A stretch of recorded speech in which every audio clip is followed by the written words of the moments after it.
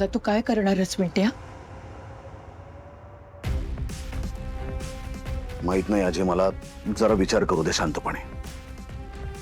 काय करून बसली मुलगी? अरे ती तरी काय करणार बिचारी? तुम्ही कोणी तिचा विचार करतच नव्हतात ना? अगं अजित, तिचा विचार करूनच केलं ना हे सगळं. काय काय करतोय मी गेले काही दिवस बघतेस ना तू. हिच्यासाठी मी त्या स्वानंदी मॅडमचं लग्न ठरवण्याचा घाट घातला. आता मला काय माहिती हे सगळं असं होईल. पिंट्या, मग आज अधिराची एंगेजमेंट कशी होणार?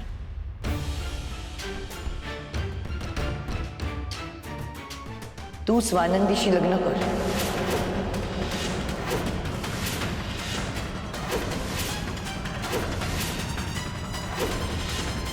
अजय प्लीज, या टेन्शन मध्ये हे असलं काहीतरी सुचवू नकोस मला. मी नाही सुचवलं, त्या बाईंनी म्हणजे प्रतीकच्या आईने सुचवलं. पण मला पण आता हाच पर्याय दिसतोय पिंट्या.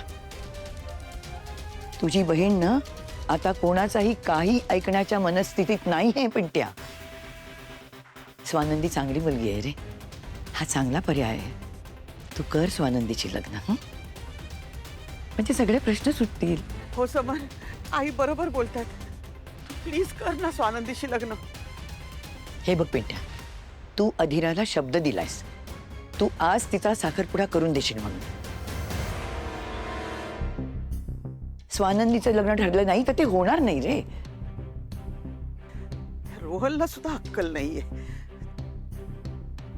हे बघ मल्लिका, आता कोणाबद्दलही काहीही मत व्यक्त करण्यात काही अर्थ नाही.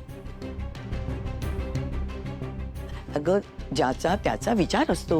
तो मुलगा त्याच्या बहिणीच्या सुखाचा विचार करतोय, त्याचं काय चुकलं?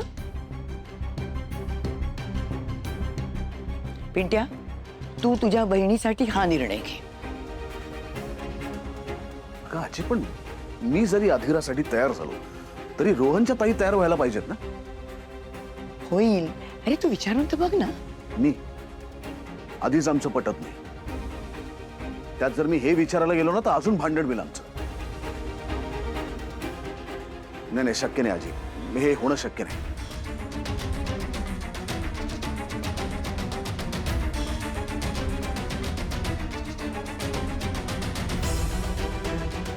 हे बघ समर, अधिराला काही होता कामा नाही. नाहीतर असं काहीतरी बरं वाईट होईल.